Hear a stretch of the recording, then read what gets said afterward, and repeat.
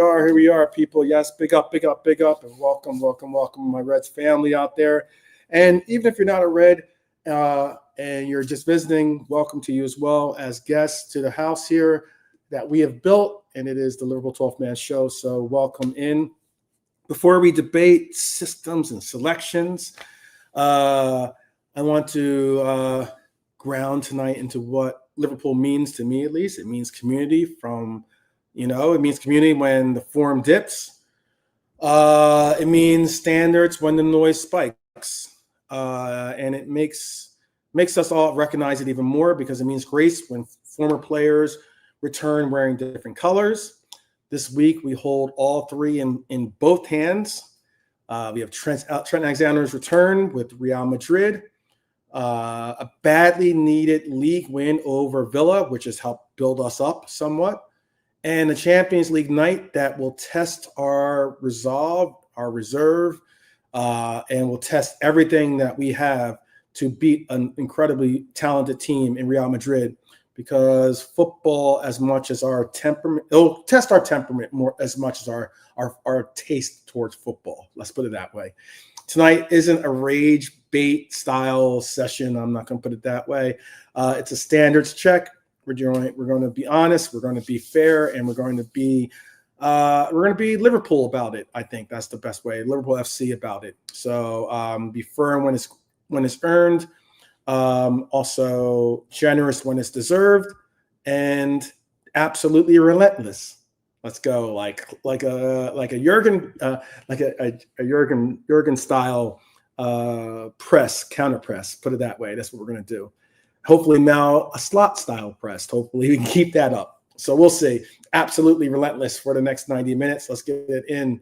Big up Red Armchair Supporter. Big up my brother. Definitely like and subscribe. As he said, if you can, would definitely greatly appreciate it. And I definitely appreciate you joining us live, or if you're joining us via the replay. I know a lot of the attention is dropped that way because I see a lot of the comments that are left on a lot of the episodes that way. But here's the run of the show. We're going to do Trent and Agent Jude, what really matters in the narrative versus the football. We're going to talk about Villa, the Villa reaction, leadership, outside noise, and why the dressing room had to go quiet to get loud. At least that's what I would like to refer to it as. Because we're going to have I have actually the tale of two coins, or this, like that kind of thing.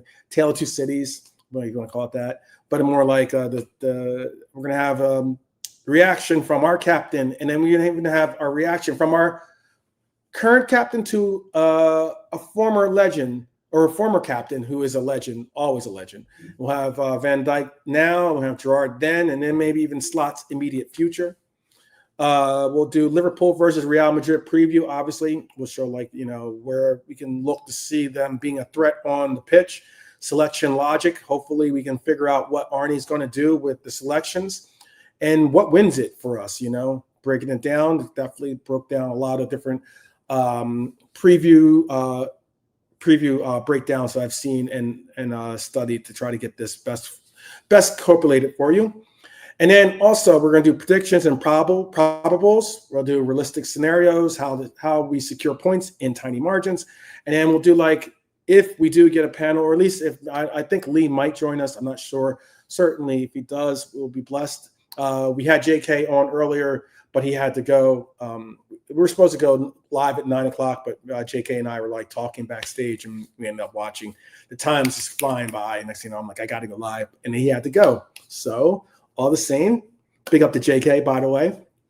We'll have, if not, then we'll have a red versus white trivia. Trivia times, history, milestones, add a little competitive spice. There is, which will be fun. There is a quiz that I found online that I haven't, that I don't know the answers to. So maybe we can go mano y mano. We can do that if you like as well.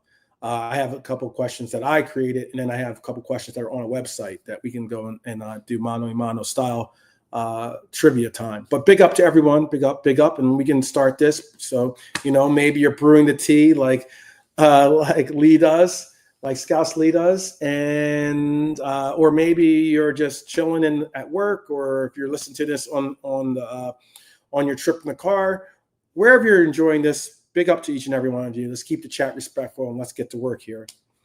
All right. Let's begin with the headline that I guess honestly writes itself. I saw this article and it was labeled Agent Jude. And why I thought that was very interesting is because it's playful. I get it. It's catchy. And it risks flattering a real human, a real professional into a meme. Because apparently Trent opened up about Jude Bellingham's influence on his move. And of course, a friendship that's made the settling into Madrid easier. And why wouldn't it? I mean, honestly, I know that some people think that, it's just business and everything else. But a lot of times, you know what? When you look past that and you really look at, I don't know if you've ever been a part of a club or part of a team, sometimes you get the unique ability or unique quality of a team that you can see beyond it just being work, it beyond being business. And that initiative, that little quality can make it that much more enjoyable waking up to go and do work and business, if you want to look at it that way. So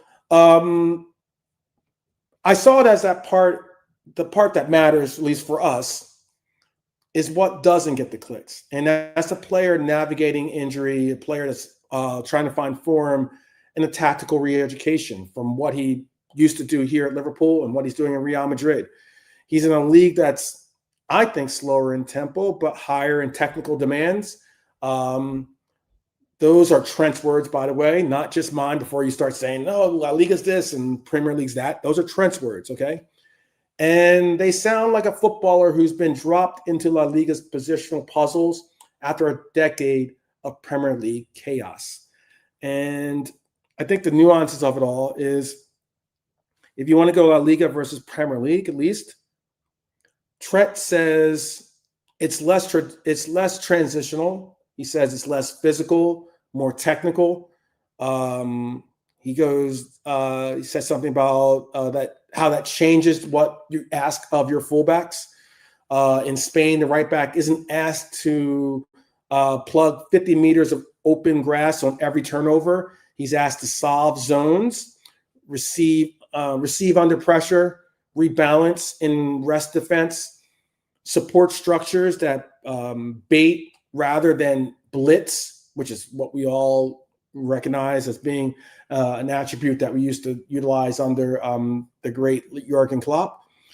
The habits that made Trent a unicorn here, diagonals on the half turn, third man finds from deep, they're not vanished. They haven't vanished from his game, but the timing of those windows has been adjusted. And his start in Madrid, he's had a hamstring. He's had 5-minute cameos. He's been behind Valverde on the right side role. That's fullback. That's half fullback, half midfielder, and sometimes a wing shuttle. None of that screams instant stardom.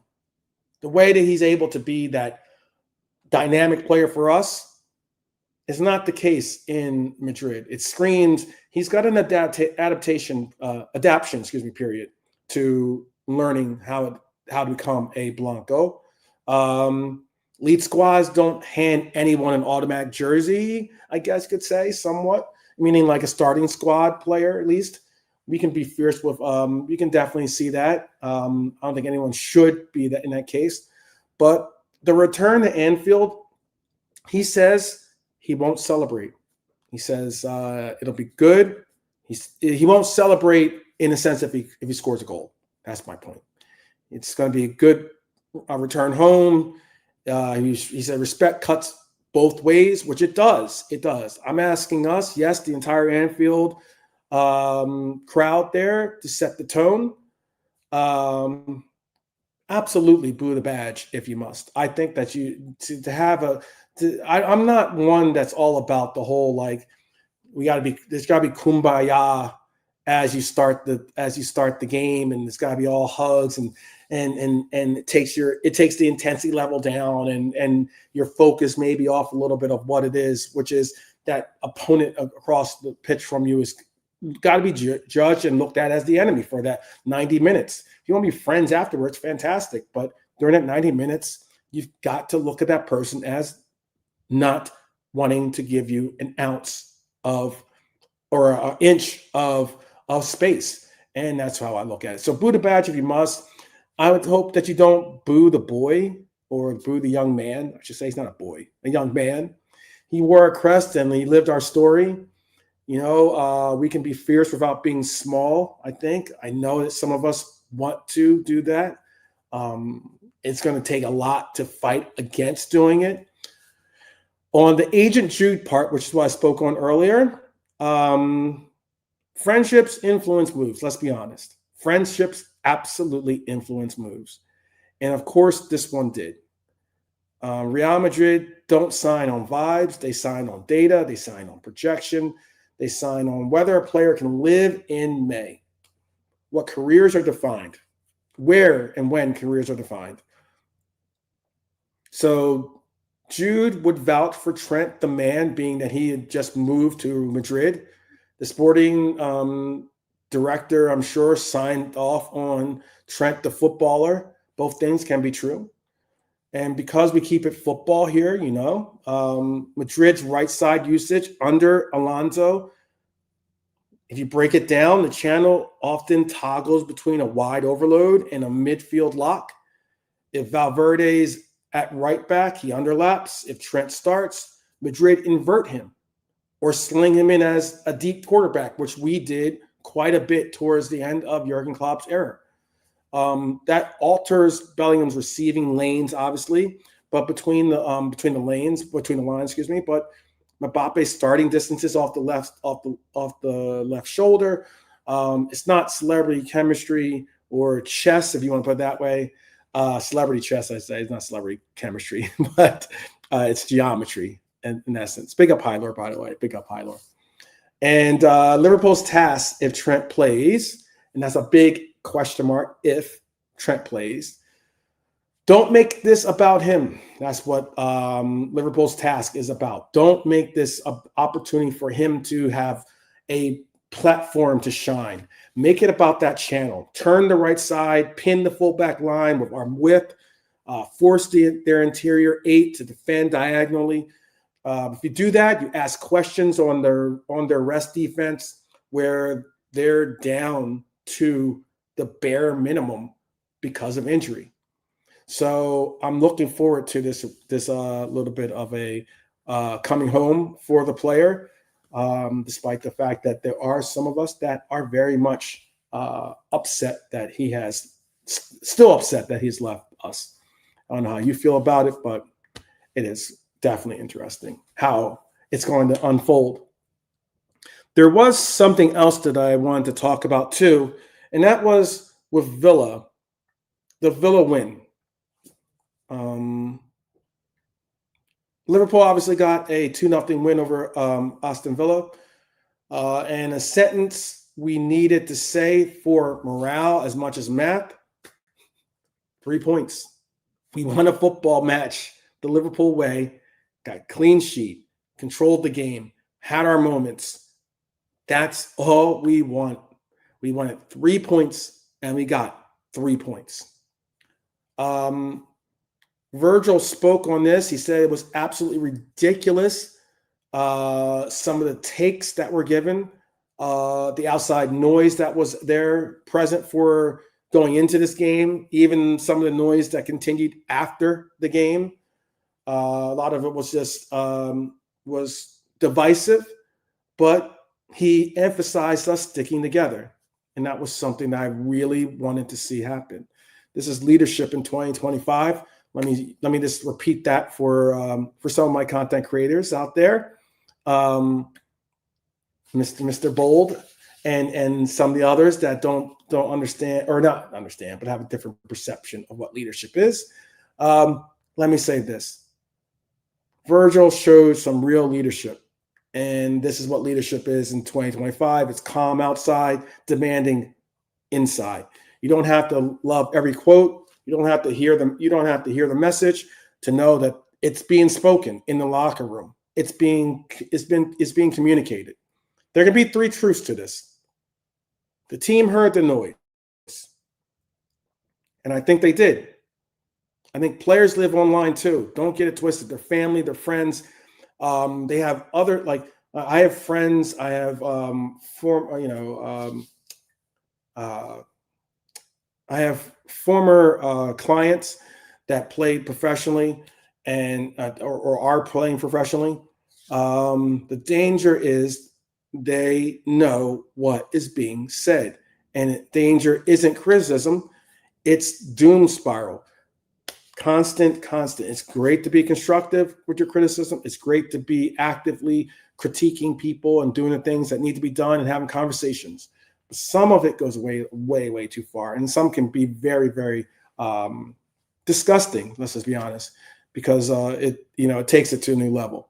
But there's a real elite group. There's a reason elite groups shrink the circle when form goes. Like, as in, we saw it with Salah. He rather than continue to have his Liverpool family be the face of his social presence, he condensed his social circle to his family, who he knows, whether he plays well or whether he plays poorly in every game, that's their loved one. And that's special. Their love is unconditional. Leadership looks boring, I know, from the outside. Fans want a speech. The dressing room needs habits, which I do believe.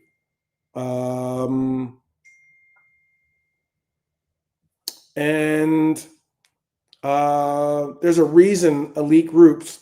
There's a reason elite groups do have to emerge from dressing rooms, because you need those habits. You need arrivals. You need how, like, our vice captain, for instance, Milner used to be the bad cop sometimes, and had to, like, go out and get and collect fines. That's part of being the vice captain, whether you're late for meetings or you're late for practice or something like that.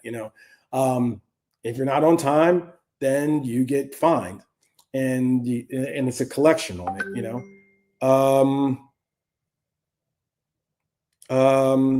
And then, like, recovery done right. You got to have that. You got to have the second day details. You got to have tactical clarity. Van Dijk's been pointing all this out to us. I mentioned about how JP broke it down for a lot of people, with why Virgil was so angry at Kirkez that day when he got hit in the face with a clearance. It's not deflection. It's a captain refusing. Let me bring in Lee here. It's a captain refusing to be deterred from the focal of keeping his team online.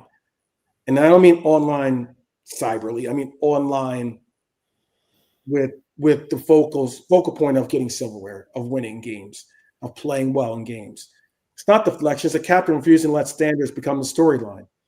And then there's our part, whether we're at the stands, whether we're in the stands, or we're in the pubs, or in our own homes. Slot said it himself. The support arrived at 0-0 in the stands, and that is a true amazing difference of those, like Norm, who's in the chat. It is an incredible situation to know that you have fans that will support you, that will get behind you, that will actually try to uplift you rather than tear you down. And the support arrived at 0-0, not at 2-0 when we're already up. That's not romance. Trust me. That's competitive advantage. The ball leaves your boot differently when your crowd believes your next action will be a clean action. And that's why I'm trying to make a point about all this. Tactically against Villa, we saw little medicine drops, distance between our center backs. Our six was tighter. Big up to Gravenberch being back. Our fullback starting heights were sensible. Shout out to Robbo and Bradley as well. And our timing in pressing Villa's first pass forced them wide before they were ready. Their structure crumbled. That's some teachable stuff to our youngins. That's the way we want to conduct this. We want to keep them on the back foot, nervous, unable to complete the passing, and making mistakes. Because let's be fair to criticism, ruthless to chaos. Fair, we were poor in the losing run. Some selections were beyond questionable. Some subs were poorly made. Ruthless is being like, we're going to get relegated. Our leader is not a leader. Our leader's finished. Let's tear this all down and start over. That is Virgil. That's what Virgil was calling out. Those are some of the comments that he made in his statement. The job is to demand relentlessly and believe relentlessly. It's not either or at Liverpool. And that's why I'm glad to have Scouse Lee in the house. One of Liverpool's finest. Scouse in the house. Big up, Lee. How are you? Well, thank you very much. Yeah, I'm good. I'm not too bad. Little bit ill at the moment, like not too well, but I'm okay, really. A good result tomorrow night will make me feel a whole lot better. Yeah, it certainly should. It certainly should. It certainly should, because like I was trying to get across Virgil's message. Because we're gonna go. I wanted to bring up something about the captain's message, and then I'm gonna even bring up what a former captain's message was about our team. We even saw actually another former captain of ours after the Brentford loss. We heard Henderson have a lot of takes or a lot of questions about Liverpool's form, where they're at. Like, as in, it was interesting because he was answering more questions about Liverpool than he was about Brentford, which is very interesting in this interview. But does Virgil's message land with you? Because the Villa win proved the dressing room had already turned inward rather than, allowing for all the noise that was coming from outward sources to really have an impact on them. Yeah, it's good to hear. I was glad to hear it. Yeah, I mean, you would expect them to say that, like the players, but they're coming under quite a bit of flack from many different angles, aren't they, at the moment? So, yeah, you would hope they would all, bind together in this difficult time and, and work their way through it. Basically, that's how you get yourself out of any type of bad form, isn't it? It's just to work hard, work harder, just keep working hard, and hopefully things will change. I mean, I thought we looked more like ourselves against Villa. People might have wanted a bigger scoreline or whatever, but I thought it was big enough. It was good enough. We were up against quite an awkward opponent in Unai Emery and his side. So, if we can keep it going tomorrow night, I mean, really, we do need a win. We do need a win. But, if we could get a draw, that wouldn't be the end of the world. We wouldn't be going back to losing again. And it would be to Real Madrid. It is Real Madrid, let's not forget. But I think we can definitely get a win tomorrow. Just, I suppose it depends who scores first. See how things go tomorrow night. If we can score first, we can have a decent chance of a win. If they go blunt, it might be a little bit harder. But, like I said, it's Real Madrid. You don't expect things to be easy against a squad like that, do you? With a manager like that, a club like that. Yeah, big up. I agree. Big up, Daz Reynolds in the house. Big up. Long time no see. Hope that you're well. I read. I have a section or a segment coming up. It'll be up in I think it's in the next two segments. But in two segments, I have my 11 that I have for the game. If you would like, leave your you can always leave your questions. But if you do have a starting 11 that you want to see, designate if this is the 11 that you want to see, or designate if it's the 11 you expect to see. So you can put like my 11 or put like slots 11, if you don't mind. That way I can tell which one, what you think, because they can be one of two. They could be one of two different questions or two different things. I agree with that, Norm, too, by the way. I'll bring up Hyler's question or statement in a second. Anyone who questions Virgil's leadership has lost their eyesight. Then again, Rooney never had good eyesight anyway, considering his choice of ladies. Okay, I'll move on from that one. All right. If our fullbacks can continue to do what they did against Villa, I'm pretty calm that Real Madrid will have their hands full, predicting a 2-0 win for us. All right. Big up. Save that just in case so I can bring it up later on. But there was Stevie G had some comments too. Former legend. Stevie G's comments matter to a lot of us because Stevie G embodies a lot of what Liverpool is to us. Local lad, that became a local legend. But yeah, his comments matter because he knows the club's bar. Like, what is the level of what the club needs to be at and everything else. Win, park it, go again. He praised Slot's calm under immense pressure demeanor. He said that calm isn't passive, it's chosen. He said if your technical lead panics, the squad copies it, which they do.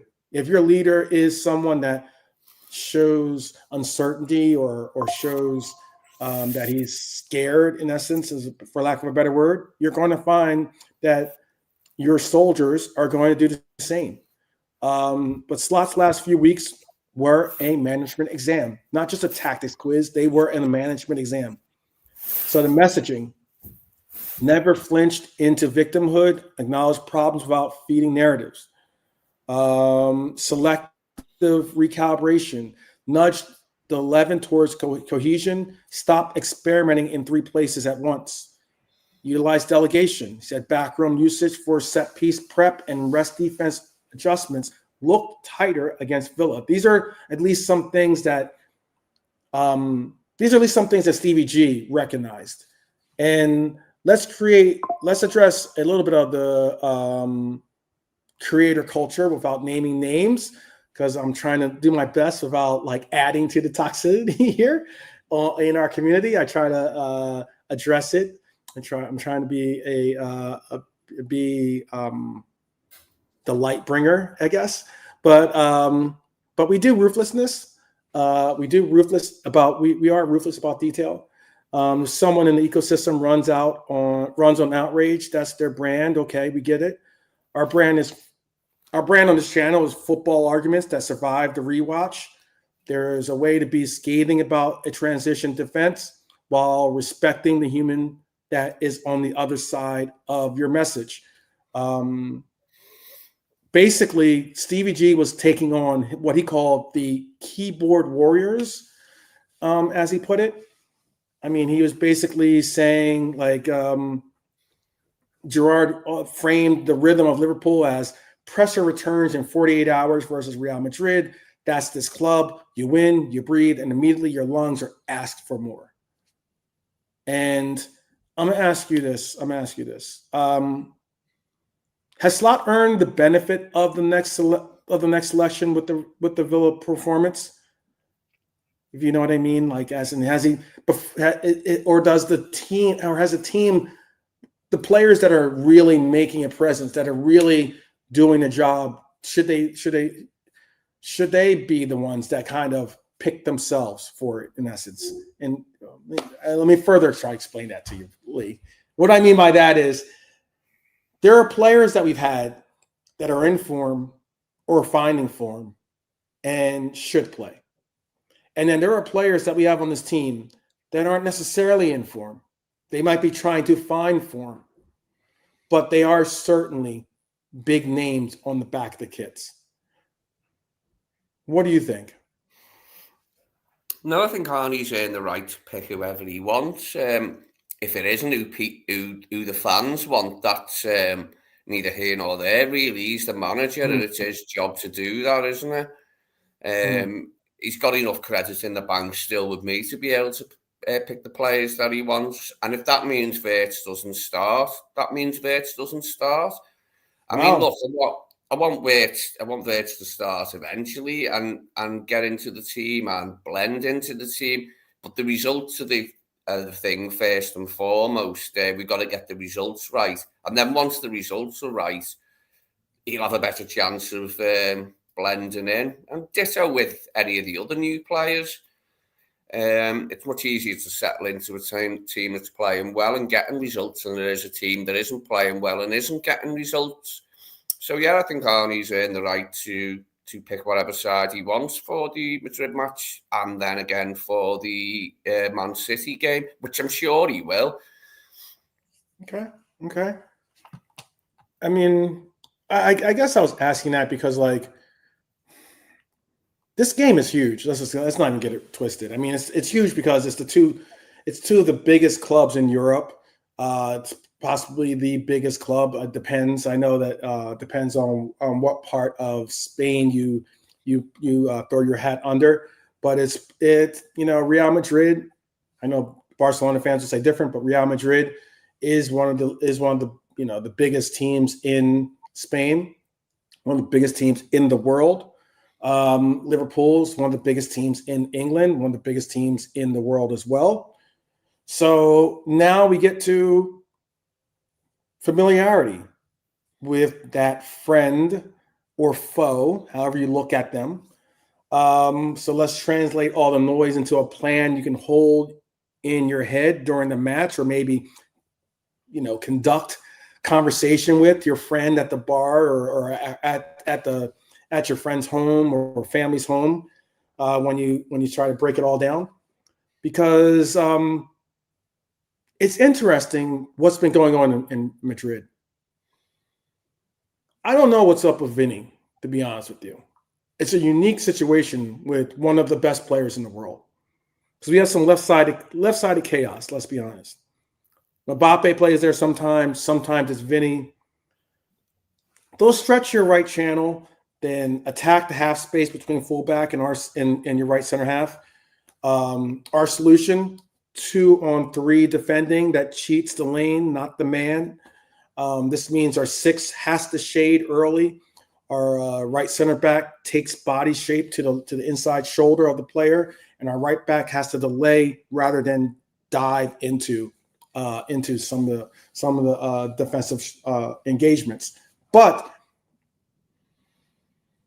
we saw our right back go up against Mbappe last year, and that was arguably his best game. Do you agree, Lee?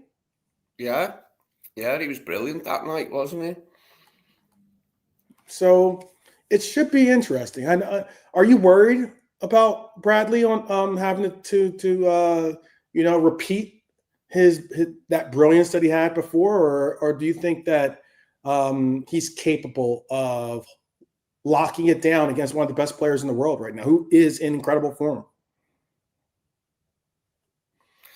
Yeah, I think he's more than capable of coming up with a good performance. He hasn't been brilliant so far this season, but none of our players have really. Nobody's been at their absolute maximum, have they? Really, as players. So it's a team thing, isn't it? Mm-hmm. I think there's a good chance that he'll pull out all the stops tomorrow night and have another good game. But he is really up against it, like with the class of player he's up against. Yes. I don't know whether they're going to put on a better performance than they did last season at Anfield. Hopefully not. But it's a massive game. Again, it's a massive game for us. But we've made the turning point.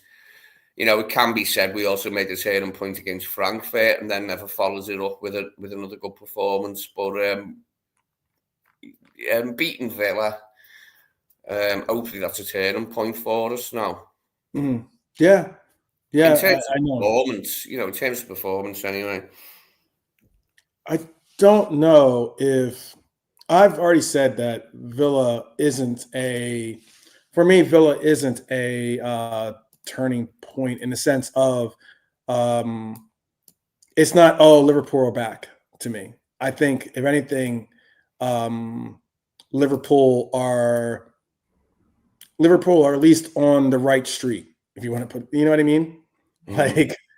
Like, okay, at least our navigation has us going the right way. But we still got some turns to navigate, and this is a massive, massive turn. For all the F1 fans or even NASCAR fans, but like, how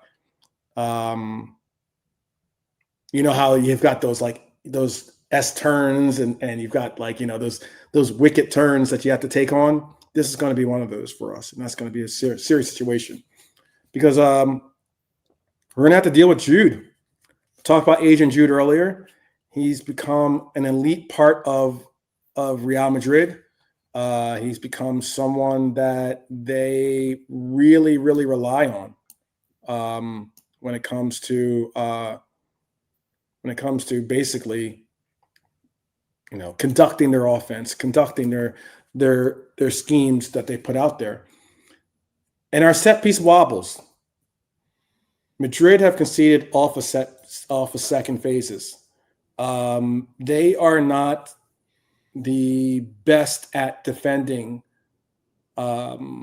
set pieces either. They're more of an open play style team as opposed to a set piece reliant team.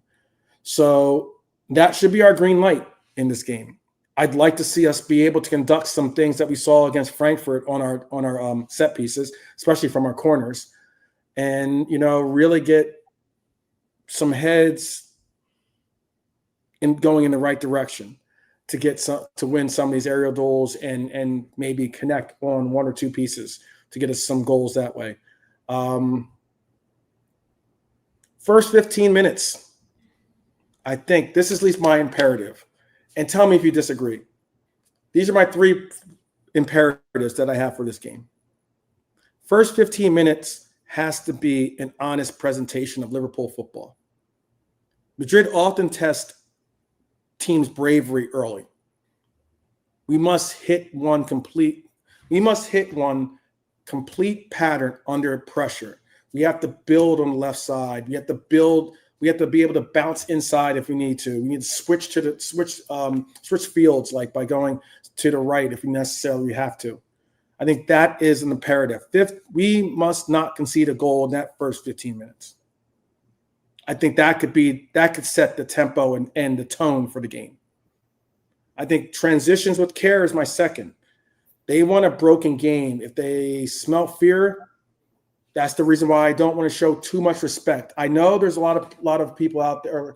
A lot of the mentality of football has gone to now where it's all about respect and it's all about people laughing and giggling and hugging before the game and all the other stuff. No, I don't want to see any of that in this game. They want a calm game. If they smell control, and we decide which one of those it'll be for them by our resting defensive space. And I want to see us be aggressive and not be timid. The last, something I spoke on just earlier about the set piece wobbles, is box occupation. Against Villa, our box entries were timed. We need to do it again. And maybe do it even better this time.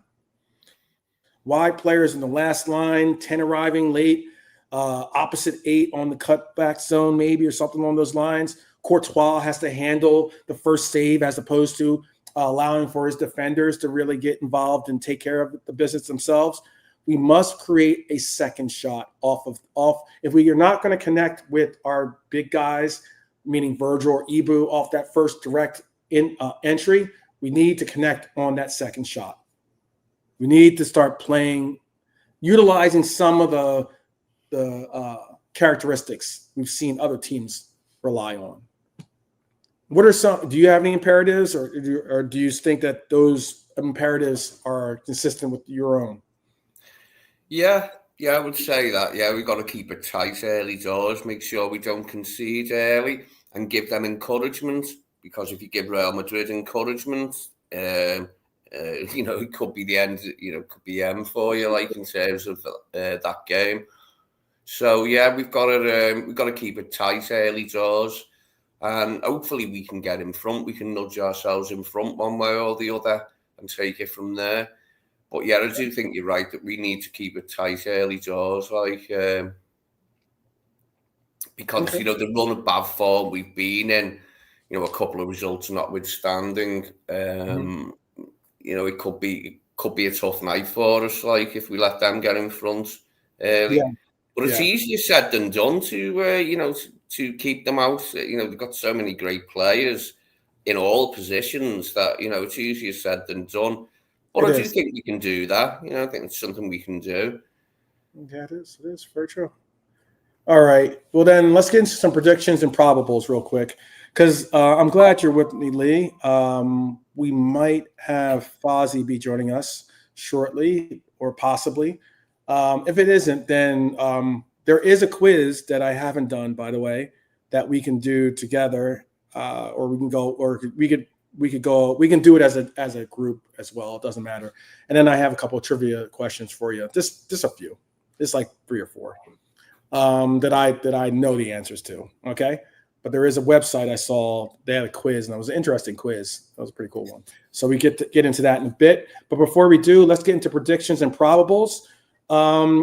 This fixture is razor edge, meaning it's modeled chances that sit basically level with each other. Matches aren't played by spreadsheets, of course. They're played by the players on the pitch that day.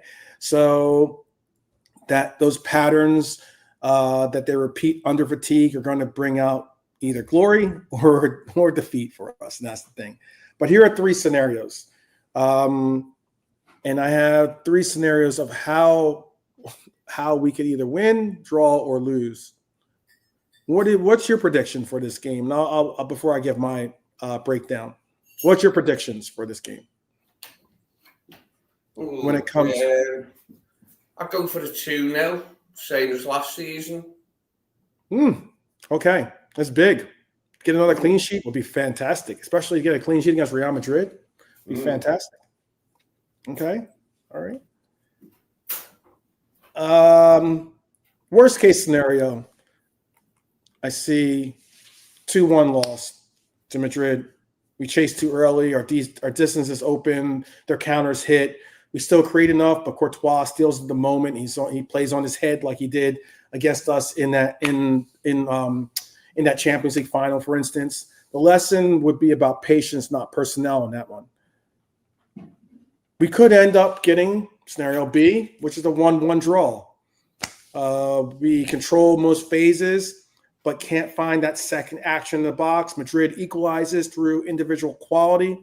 We avoid the emotional outreach or overreach. And then table points secured. Psychology maybe a wash, but we still get out of there with a point and we move on. Or we win this game, scenario A, or I guess scenario C. I have a scenario A because this is my first scenario, but scenario A to me would be Liverpool win 2-1. We land one set piece, second phase, and one structured cutback from maybe Cody to give us a goal. We keep Madrid to shots from poor angles. Our fullbacks don't get caught in. We get performances like we did last year from Bradley. Get a performance out of Robbo, who's going to have his hands full as well. Maybe keep Mbappe's best look, a look from distance, nothing close or anything driving on inside the box. Our subs maintain the rest defense shape and no chaotic last 10. So what is your score? I already saw 2-0 earlier in the show. Let me tell me who your score is. Tell me what your score is for this game. I see Red Armchair Supporter says he's going to settle for a 2-0 win. Okay. All right. 2-0. All right. I have the lineups that I want, but I think that are going to this is subject to late fitness. meaning like maybe we have something happen, hopefully with our team, meaning like maybe a player gets a actual training session in today or something. But this is, let me make sure. Well, I actually have one name. I gotta make sure. This is the lineup. This is not only the lineup I would like to see, but it's like I hope that Arne Slot goes with. So I'm gonna put it in the chat, and then I'm going to display it for everyone.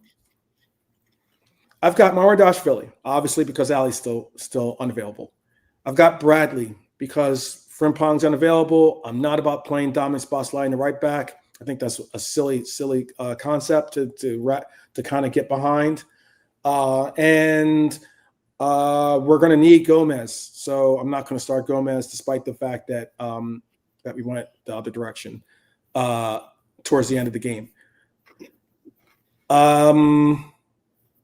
I go Konate. I'm going Van Dijk. I'm going Robbo as the back line. I think one of the prime reasons why I'm going that is because Kirk has got a full 90 in the game against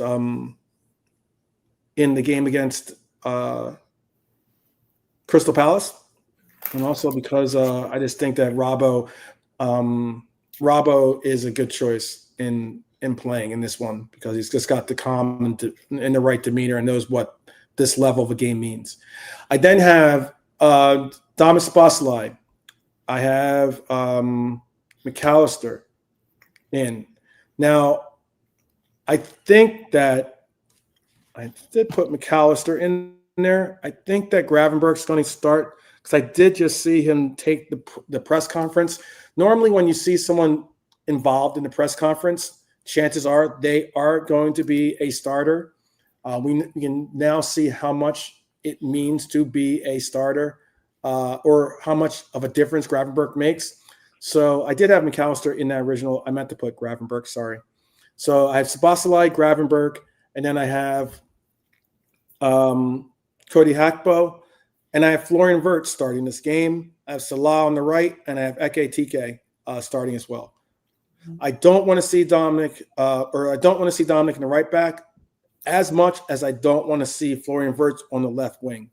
I want to see Florian Wirtz in the 10 working the middle of the pitch for us. I also am cool with Cody starting, despite that some people have soured on him starting. And it was McAllister that gave us all the brilliance that we needed against this team last year. It's kind of crazy to have him possibly sitting the bench, but it's just a matter of you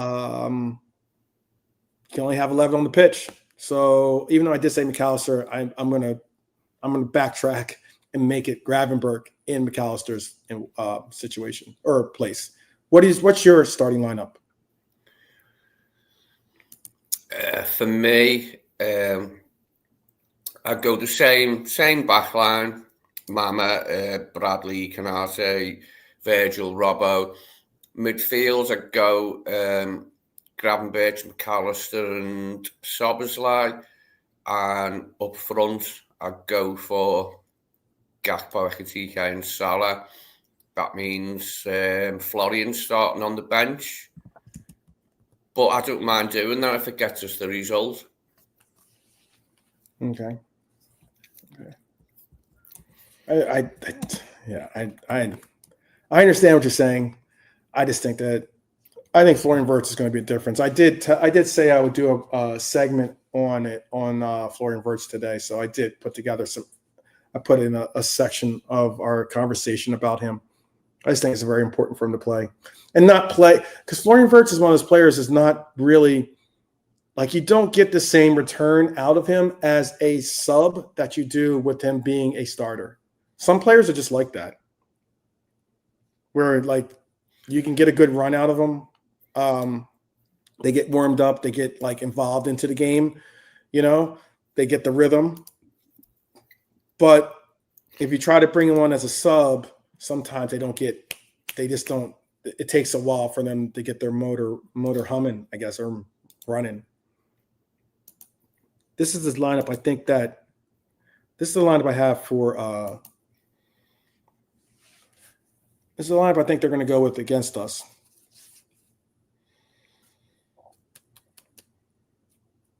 Goyson, I think that's how you pronounce his name. He is a good player, man. He's really, really solidified himself as a resource for Madrid. Camavinga. There was talk about us possibly getting Camavinga as a player, as a trade, as a transfer. And then the Vinicius Jr. is going to be very interesting. I don't have Trent starting this game. Do you think he's going to start? Probably not. With it being an away game for them, I think he might go with Valverde. I think he's going to go for Valverde too. Yeah. We'll wait and see. I mean, that might not be the case, but I think he probably will. Yeah. Tell me in the chat if you think that Trent Alexander-Arnold is going to start or not. You can say TAA yes or, or TAA no. I don't see Xabi Alonso taking a whole lot of notice of how poor our form's been, and going with. Do you know what I'm saying? I think he'll go with the side that he thinks can defend probably better. Yeah, it can cause the most problems and trouble for us. Yeah. Yeah. Yeah.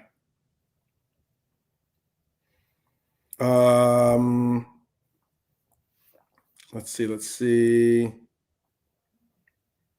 Yeah, man, the Camavinga bus is definitely arriving. I would love to see it happen. I would love to see that happen. I think Camavinga is a very talented player. I think he'd be a fantastic player to have as either a pivot for us or as a sole DM. It'd be a fantastic player. I rate Camavinga higher than I rate Baleba or Caicedo or Wharton. Any of those three players. I think Camavinga is a better player than all three of those players. But yeah, I'm looking for it. My keys to this game is that Konate's channel discipline. He has to be disciplined against Vinny, has to be disciplined against Mbappe because he's going to have certainly some opportunities to have to defend them. McAllister, if McAllister is the choice that this coach goes with and he doesn't go with Wirtz, I hope that's not the case. But if he does, McAllister's trigger, step with when the pass lines up, step or sit when the gap lies. Also, Florian Wirtz, if he is blessed with a start, I hope that he is again. Receive on the half turn in the left half space to pull their six. The through lane opens for Salah, and then you have an inside out run and connect with Salah to get some easy attempts for our number 11. That's at least my tactical take. Let's have some trivia. Let's break it up. Let's break it up. Because I know I've probably talked your ears off a lot. Let's break it up here and let's celebrate the fabric that is this draw. Certainly a game that feels like a derby almost because we've played Real Madrid quite a bit in Europe. Our Spanish opponents at Anfield have 4 wins, 1 draw, and 1 loss in our last 6. Did you know that? Did you know that, Lee? I didn't know. Didn't know. Okay. This tie is we're two goals shy of 500 in the European Cup / Champions League. Mohamed Salah is going to be working on his 200th Anfield appearance. Did you know that? Maybe not. I didn't know. Didn't know that either. All right. I'm just trying to give you a I'm little bit learning of all like, the time. Yeah, learning all the time. yeah, I'm So. trying to give you a little like, some quizzo answers here in case you guys haven't recognized a little history. 137 home goals and counting, plus a shot at becoming the first African player to play in 50 games in the competition. That would be a phenomenal feat for our Egyptian king. Sabasalai and Van Dijk, Ironman minutes so far. They've put in some crazy minutes. Kanate at 49 UEFA club matches. This would be his half century incoming. And 7 different scorers already this European campaign. Our broadest spread after 3 games since, could you guess what year it's been since we've had 7 different scorers in a European campaign this early? Like in the first 3 games, having 7. It's happened before. Oh, what season did it last happen? So it'd be like, 2000, 2001, or that's just the format I'm asking. I'm not saying that's the answer. Oh God. How about 2007-08 season? Oh, wow. Okay. Any other? I'll let the chat guess and see if they have any guess. Big up to Dustin, by the way, the legend that is Dustin. Big up. Any guesses? What year? Norm, what year is the last year we've had 7 different scorers in a European campaign by the 3rd game? That's the question. So the question is, 7 different scorers already this European. We've had 7 different scorers already this European campaign. It's our broadest spread after 3 games since what year? What year? And I will say that, unfortunately, Lee's guess was incorrect. So, to give you a little helpful hint, 2013, Daz is going. Last season, all right, Red Armchair Supporters going. I'm interested to see if Norm gives us an answer, because Norm is normally like Norm is like the Encyclopedia Britannica when it comes to Liverpool Quizzo style stuff. I don't know. Hopefully he's still with us. But I'll give you one more. I'll give you like 20 more seconds here. 2024, Daz is saying then. Okay. All right. The answer to that question, 1981-82. That's Bloody hell.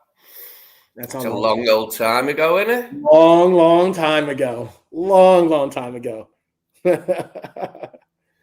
We're talking like Stranger Things era. Yeah. That's how long it's been. All right, here's a few rapid fire questions for you.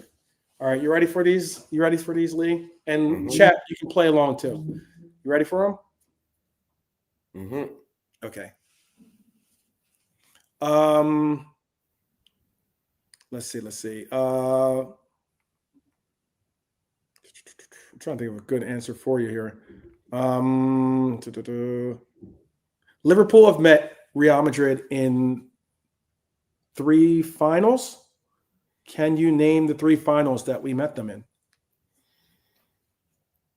Yeah, 81, 18, and 19. Sorry, 81, 18, and 22. Sorry. Well done. Here, I'll get you. Let's see if I can get you some audience participation on that one. Let me see. There you go. All right. All right. The last Englishman to face Liverpool in Europe, having previously played for us in the competition before Trent, was who? The last Englishman to face Liverpool in Europe, having previously played for us in the competition before Trent was who?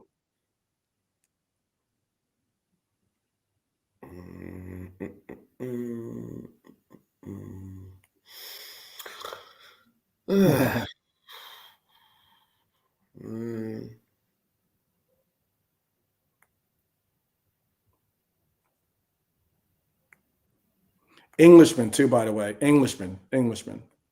I just saw Norm say Alonso. Alonso's Spanish, so he couldn't be. It couldn't be him.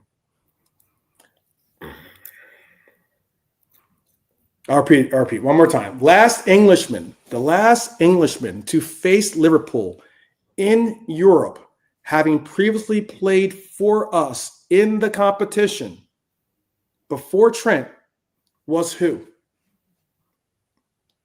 Larry Lloyd. Oh, wow. Well, you definitely get applause for that. Hey. Yeah, keep it going, people. I did not think you were going to get that. Oh, wow. Yeah. He's on fire today. Yes, Larry Lloyd met Liverpool with Nottingham Forest in the European Cup in 1978. Great answer, by the way. Yeah, great answer. Thank you very much.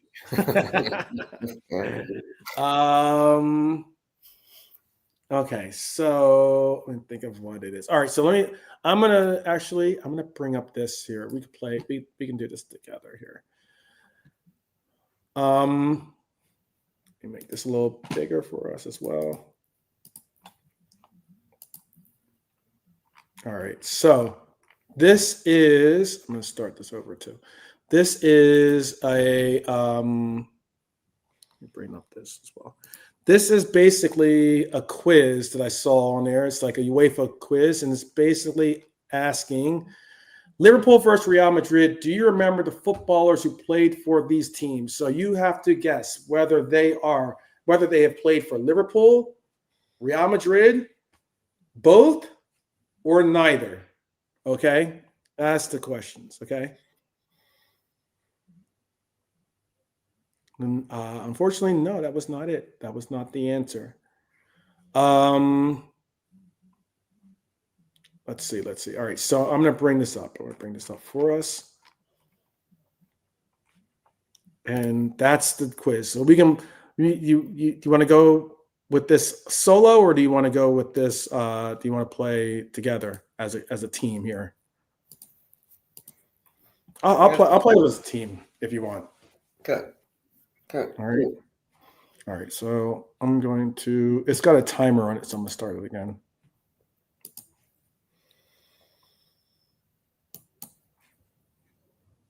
All right, here we go. Let me make this large here for all of us. All right. All right. So the thing is, we have to pick whether he played for both clubs or, let me reset this, by the way. Play for both clubs, or whether he played for both clubs, did not play in any of these teams, played for Real Madrid, or just played for Liverpool. So, you ready? Mm-hmm. All right. Okay, good. All right. I think that he played for both Liverpool and Real Madrid, this player. Correct? Yes, I think he did. Okay. Fernando Torres played for Madrid, but not the Real Madrid. So just Liverpool. I'm gonna go with that's my final answer. You can disagree if you don't think so. No, he didn't play for Real, did he? Pepe Reina.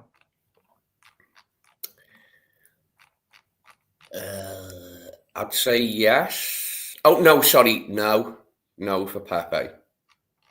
So just Liverpool, correct? Yeah. Let's see if the chat can help this out. I'm just making sure. No. Okay. All right. Good call. Jonathan Woodgate. Just Madrid. Just Madrid you're going with? Mm-hmm. Okay. I agree. Just Madrid. We're on fire.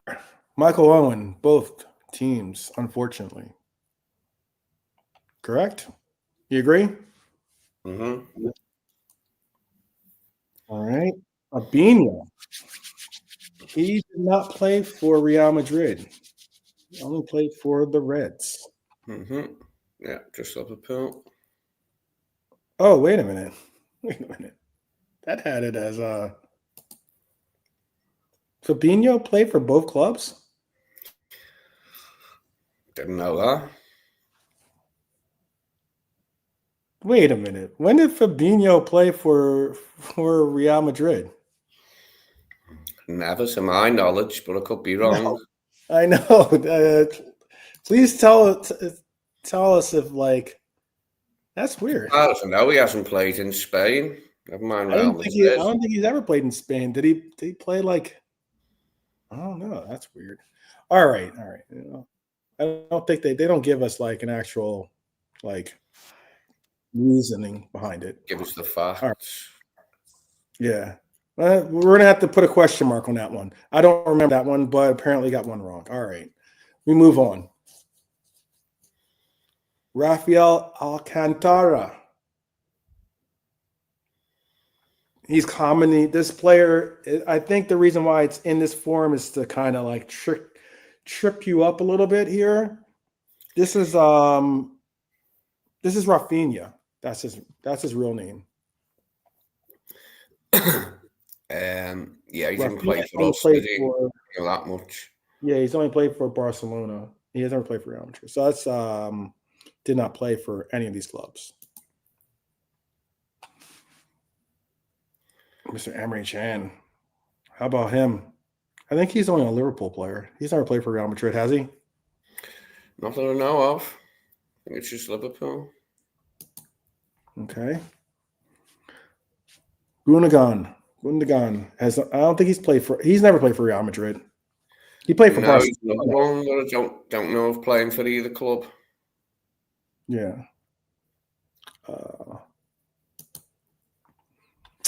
Mr. Anelka. I wish he'd stayed with us, but he didn't. So only Liverpool. Did he ever play for Real Madrid? Do you know, Lee? Anelka, Madrid. I think he might have. I played for both. You think he played for both?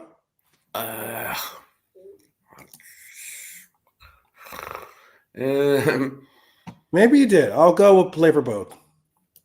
Play for both. Play for both. Yeah, Red Armchair Supporter saying he did, and so was Norm. So we'll go for play for both. He did. You're right. I don't really remember that his career at Real Madrid. Really. Laurie Cunningham. Yeah, he played for Madrid, but not us. Okay. He played against us in the 1981 final. Laurie Cunningham. Look at that. All right.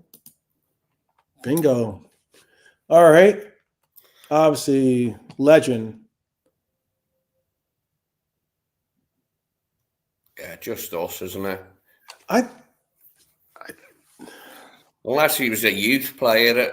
I think he was I think he played for Real Madrid super early, but it's weird because he played for Barcelona too. Mm-hmm.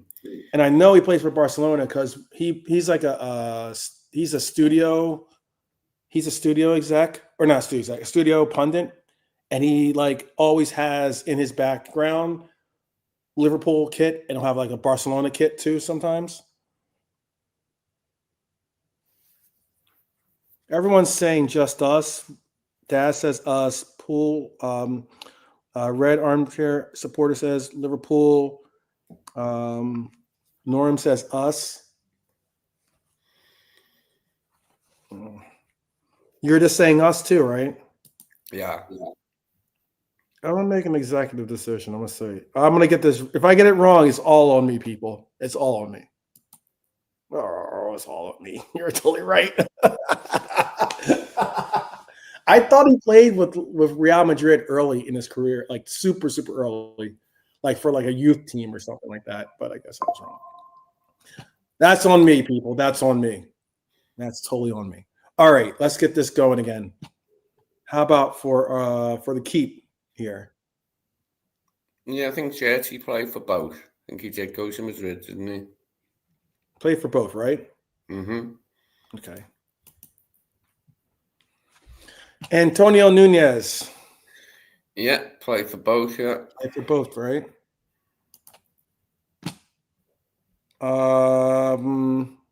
Robinho. Just Madrid. He's from Madrid, right? He was a talented player too. Mm. How about for Huntelaar? I would say neither of these clubs. You sure? I think so. Yeah, pretty sure, yeah. I think Huntelaar played for Madrid. Did he play for Madrid? Yeah, he played for Madrid, didn't he? Or maybe I don't see. Did not know Yeah, that. Norm says he played for Madrid. I think he Okay. did play for Madrid. So there's all right. We are cheating a little bit, but it's a group concept, so we can use the chat here. All right, we can use the chat. We're gonna go with everyone's going with Madrid. We're definitely. I'm not doing an executive decision on this one. I'm definitely going with Madrid. That's correct. How about Sandro Ramirez? So you remember Sandro Ramirez? Sandro. He played for your dad's club, I think. I don't know about this guy. I'm going to have to sit this one out. Okay. Does anyone know about Sandro Ramirez? I think he played for Real Madrid. I could be wrong, though.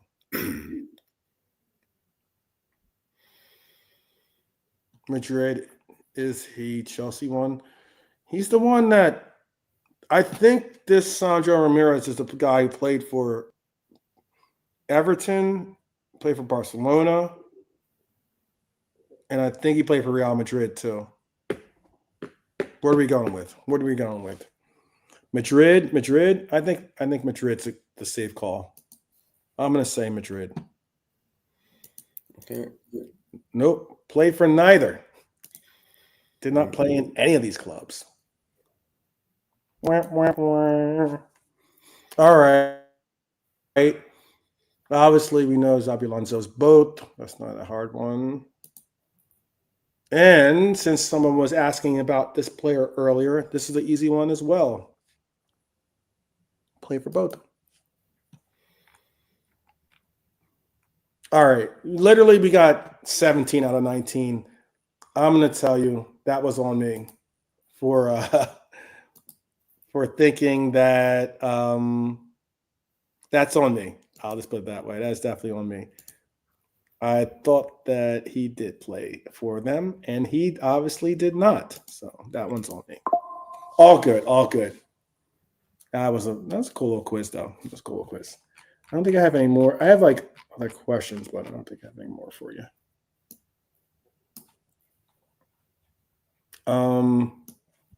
Not bad though. Not bad. I thought that maybe Ramirez didn't play for Everton. Maybe I'm wrong on that. Yeah, I'm wrong. Do you know?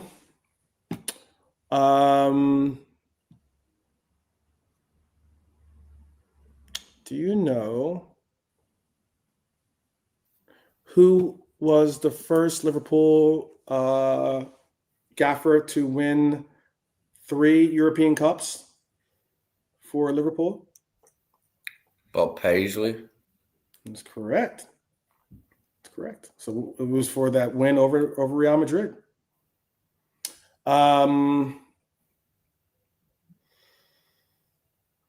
Do you know who is the first player to win 3 successive cups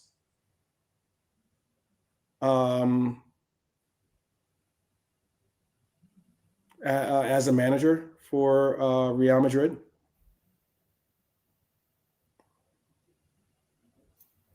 3 in a row. Mm-hmm. Zidane, was it? It was. Became the first club to win 3 successive European Cups, twice as a manager, and once during the 2018 matchup.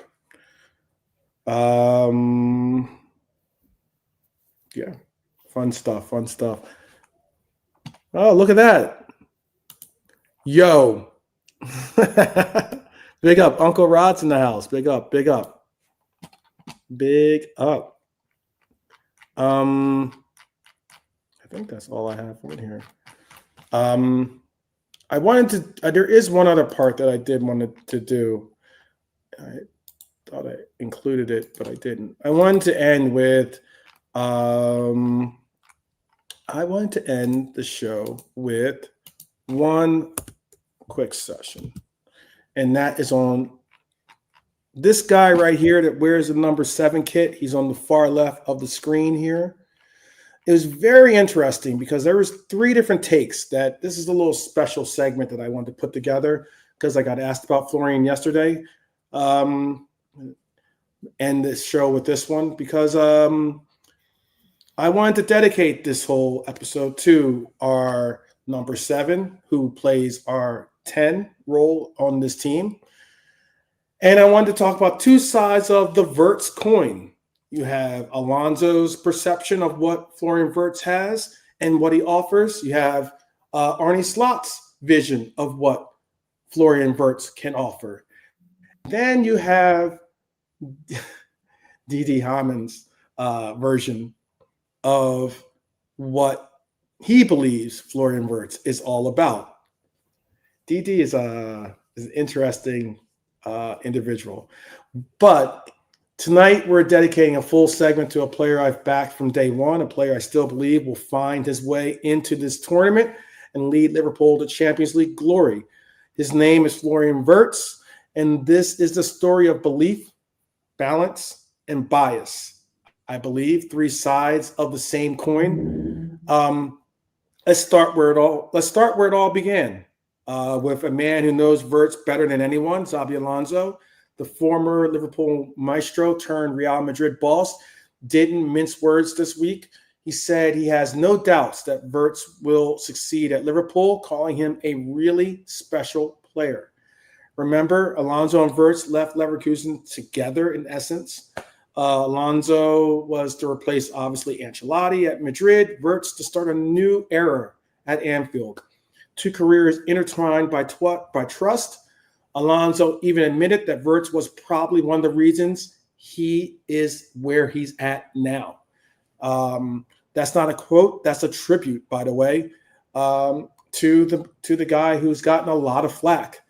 Wirtz hasn't exploded statistically yet. No league goals, no assists in the Premier League so far. Does have, obviously, contributions when it comes to the Champions League.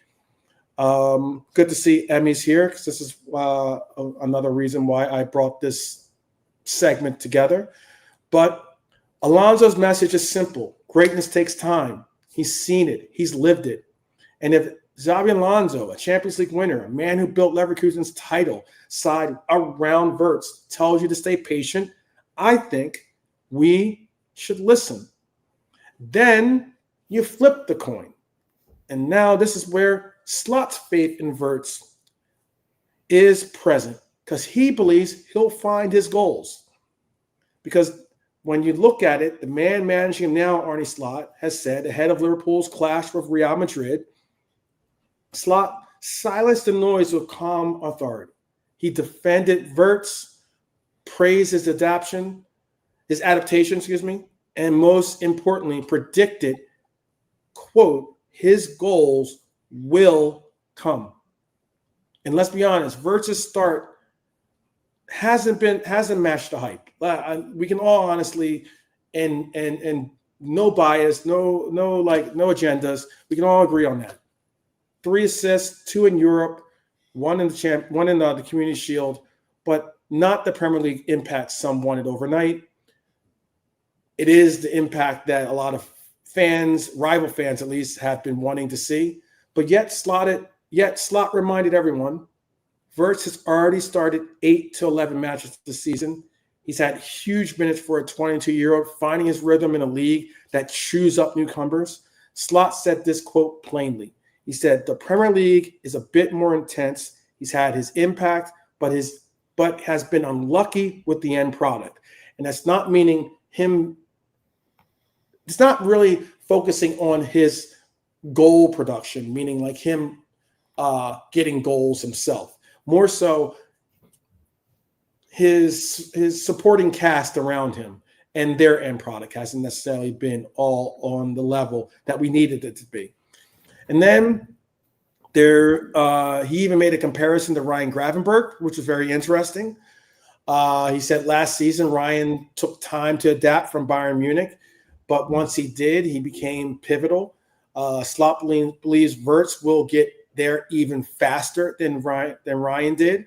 That's man management at its finest, backing the player. Slot isn't panicking. He's nurturing. He sees what Wirtz brings, the creativity, the intelligence, the spark, and he knows once that first goal hits, we could see that dam break and have an avalanche.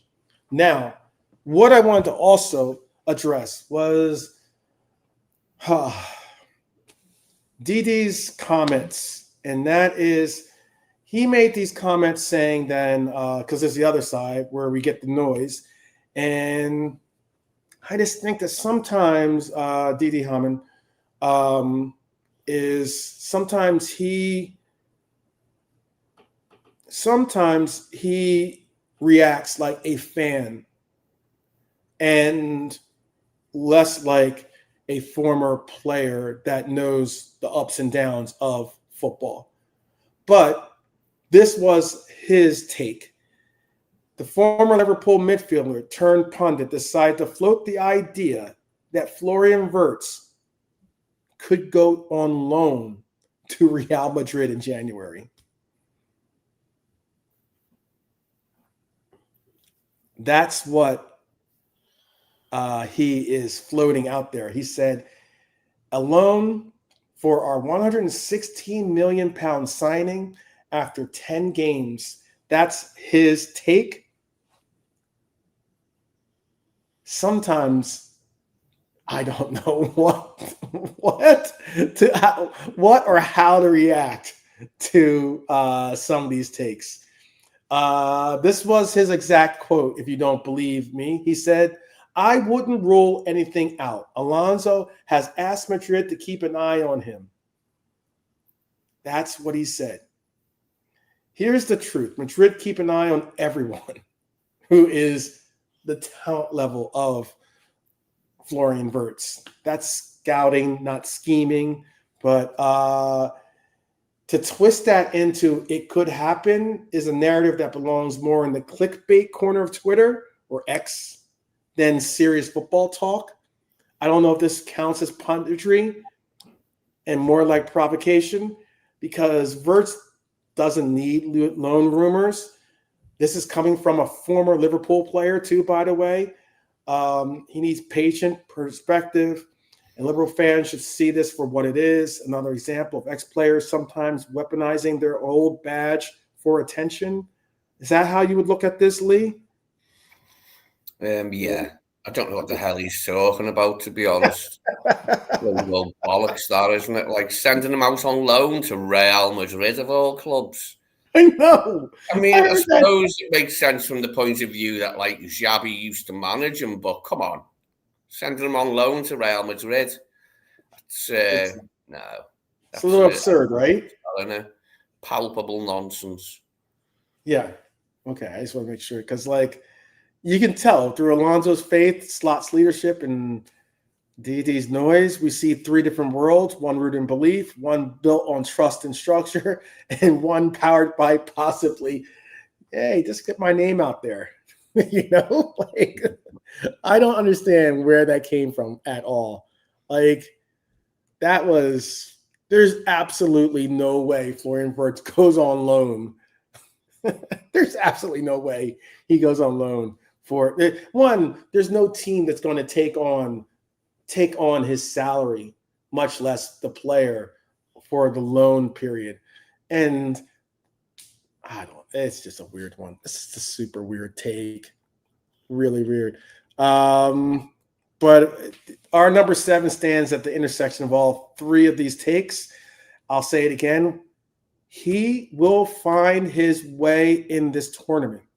That's why I think it's imperative to see Arne Slot choose his placement of this player wisely. If you're not going to start Florian Wirtz as a regular addition to the lineup in the Premier League, because he's still got to adjust to the Premier League, fantastic. However, it means that you have to commit to Florian Wirtz in the Champions League. Champions League, I think, is much more suited towards his talents. I think that there's less of a learning curve for him to have to deal with in the Champions League. I also think that the Champions League is set up for playing out of a creative shell, as opposed to some of the low block systems that we have to break down in the Premier League as well. I think he'll be the creative force that lifts Liverpool through to the Champions League, excuse me. He doesn't need a loan. He needs a moment. And when it comes, the critics will vanish, the noise will fade, and Anfield, and hopefully you out there in the chat, will champion this fact of where you heard it first. I think Anfield will remember why we believed in this player in the first place, because he's certainly a talent. Big talent. Lee, what who did you gave your score as 2-0, but did you give me your score as to who you think's going to score in this game? I didn't know. Who do you think? Tell me who you think's going to start the party off. You said 2-0, so that means we're starting the party. By the way, so that's why I'm saying it that I'll way. say Sabo. Gets the pass. Okay. Party starter. All right. Mm-hmm. And then who gets the second goal? Who puts in the nail? Ooh, Virgil from a corner. Virgil from a corner. So we get Dom, arguably one of our most informed players, getting the party started, and then we get our captain to put the nail in, to basically put the nail in the coffin. Amy, I do not think that Dom will start at right back. I gave my let me see if I can find it. I did give my predictions of who I thought was going to start in this game.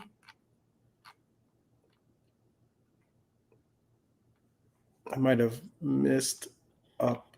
Let me see if I can find it. Basically, because I've seen the Real Madrid one. Let me see. I basically said Mamardashvili, Bradley, Konate, VVD, Robbo, Dom. I think it'll be Grav, because Grav was in the presser. He was the player that got to speak for the press conference. So I think Grav will start. Dominic will start. I want to see. Now, the thing about it is McAllister could start. I think McAllister could start this game, but I'm hoping that Florian Wirtz starts instead. And then you have the option of bringing McAllister off the bench for either Dom or Dom or Grav, or even Florian Wirtz in the 10. You could possibly even bring him in as a 10. And I would prefer to see that, actually. You want to run? I do have another episode that I already think, but since I have you now, I'm going to get your predictions for these games for MD4, match day 4 for the Champions League. Since I have you right now, you ready for this to go through them? I have my own predictions too, but I'm not going to get mine because I have mine set for another. But I'm going to get Lee's while we have him on the show. All right, so we're going to start this off. We got Slavia Prague versus Arsenal. Slavia Prague versus Arsenal. And the first team I list is the home team, I believe. I think that's how it is. Yeah, Arsenal win. Okay. You got Arsenal. Napoli versus Frankfurt. Let me double check too. Let me do a quick double check to make sure that I have them in the right order. Just want to make sure. Just want to make sure. Because let's see.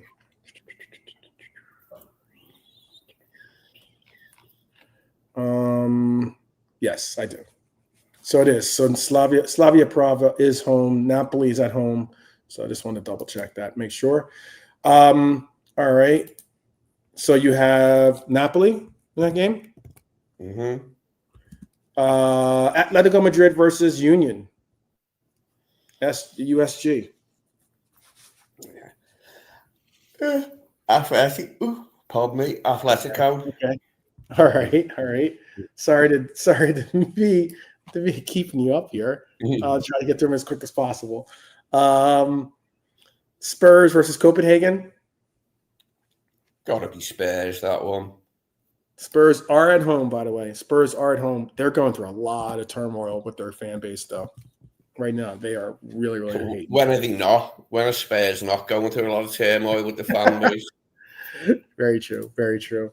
Juventus versus Sporting. Again, the first team I list is the home team. So Juventus is at home against Sporting. I'll give Sporting a draw there. All right. Olympiacos versus PSV. Another draw. Another draw. All right. Bodo Glimt versus Monaco. I'll go for the Bodo win there. Hello, Bodo. All right. Yeah. All right. We already know our winner. And then PSG versus Bayern. It's big. It's a big game for PSG. I'll say PSG for that one. Really? All right. And for Wednesday, we got Karabakh hosting Chelsea. I think Much as I'd like to say otherwise, I'll go for Chelsea. I think Cole Palmer will be back for that game, I think. Paphos versus Villarreal. Who? Pafos. Paphos? Let me double check. Is that who it is? It is, yeah, Paphos. Paphos is like I think they're a Greek team, I want to say. Yeah, they're Cyprus. Oh, right, yeah. Who are they playing? They're playing they are playing Villarreal. I'll go for Villarreal. PSG. I'm seeing some of these other scores there. Emmy's got PSG winning 3-1. Wow, okay. You'll have to tune in. I probably will get this in as a taped episode. I'm going to try to get this in before the games tomorrow so I can broadcast it in the morning before the games start. But I'll have Tuesday and I'll have Wednesday's predictions in here ready to rock and roll. So you have Villarreal in that game. Manchester City versus Borussia Dortmund.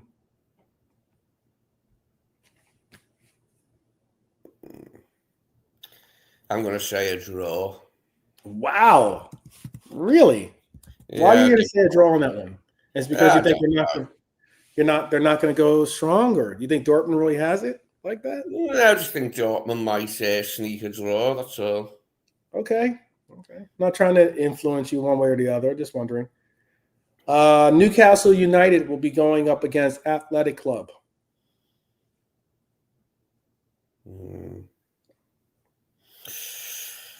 I think a narrow win for Newcastle.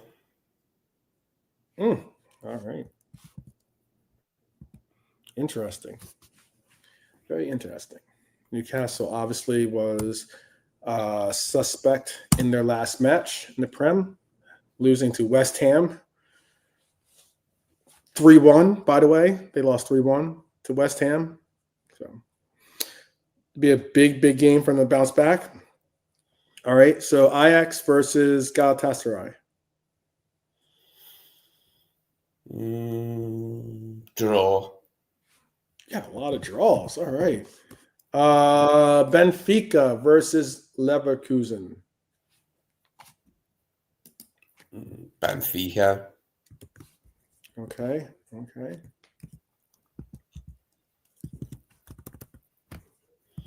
And Club Brugge versus Barcelona. Barcelona win. Okay. And Inter is hosting Gerrard. I think that's how I pronounce it, right? Yeah. I'll go for an Inter win. Okay. And last but not least, Marseille versus Atalanta. Draw. Another draw. Another draw. All right. Well, you heard it here. You'll hear my predictions tomorrow. I have scores. I did a whole list of my own, but I don't want to give away mine because I have actually a presentation to bring with it.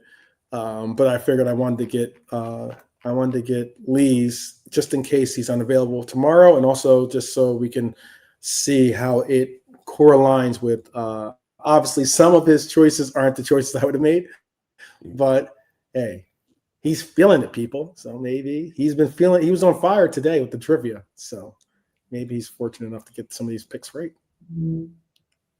What do you think is going to be the match of the day tomorrow, other than Real Madrid versus us? Who do you think? What is the other game that you're going to, secretly like maybe have on the other screen or secretly? PSG probably. PSG against Bayern. Be a good one to watch. Okay. Interesting.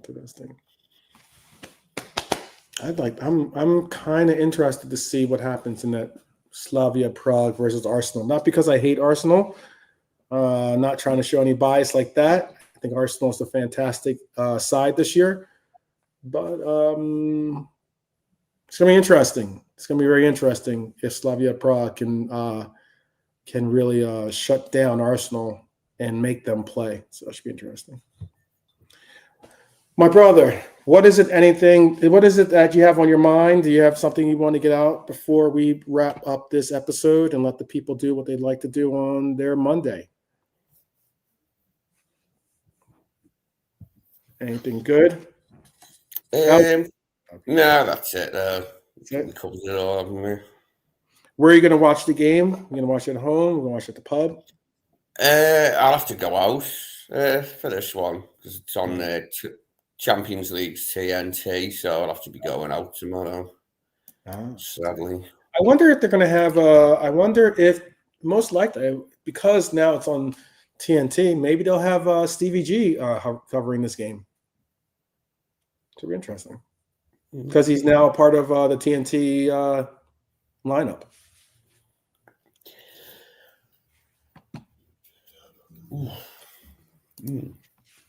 Just telling you, because usually you have to deal with like Rio and those guys, and I think isn't Michael Owen on there too? I think.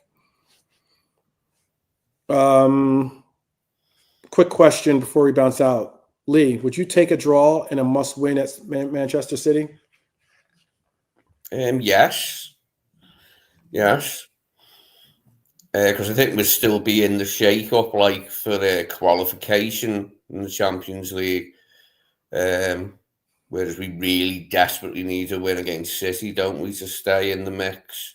But that's easier said than done, because City are in good form, aren't they? They've just put Bournemouth away, haven't they? Yep, they did. Yeah, and they put it. It was once again the Erling Haaland show. That's why I think that there's a possibility we can get a result there. There's a real possibility we can get a result there. And it's just, but it really, really depends on if we can shut down Haaland. So it'll be very interesting. It's going to be, if there's ever a time that we would need our captain to step up, it's going to be our captain and even our team in general, but our captain especially, since he'll probably be the one marking Erling Haaland. It's going to be that occasion is that we will need him to really, really be on his game against Haaland, against City. We're going to need all of our players to be on their best behavior tomorrow too. So we'll see how it all ends up.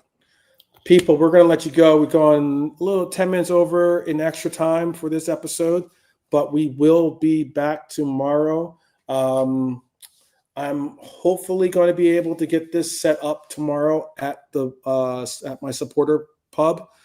It is Crown Public House. It is located in Phoenix. If anybody wants to join, I am not paid to say that. That's just me saying it out of. I would have to openly tell you that I was paid to say that if I was. So, but I would give them some props anyway, because it's where you can find many a red in our area here, and it's the opportunity to be in safe and familiar surroundings with friends and family, and it's an appreciative place to be. It's the right area. It's going to be interesting because our supporter pub is literally 1 block away from, or 2 blocks away from the Manchester City pub. They have a supporter pub here, but it's cool though. The Manchester City pub is like the place they congregate is like 1/3 the size of our pub. So it should be interesting. Just keeping it 100. Just keeping it 100. Because trust me, we went by when we won the league. There was a parade of us that went by their pub. It was funny. Because you got to walk. You got to, walk off some of those Carlsbergs or something, Anyhow, people, it's been fun. Thank you, Lee, for joining us. If you can, stick around. If you can't, I understand. But we'll be back tomorrow for post-match reaction. Hopefully, we can get this win, people. Just keep your heads up. Keep it classy tomorrow. I know the return of a certain number 66, or at least that's the kit he used to wear when he was here, isn't going to rub people right. But, hey, hopefully we can put a kibosh on him having a good day. We can get one over again on Xabi Alonso and really make a push towards this Sunday matchup against City, going in with 2 wins instead of a draw or a loss or something like that. So I believe, hopefully that you believe as well. Let's get it all popping and regulating on the right vibrations. Until then, so you want to say goodbye, Lee? Yeah, bye everyone. All right. See you tomorrow, people. Definitely keep it red, and also, as always, up the Reds each and every time. Take care, guys.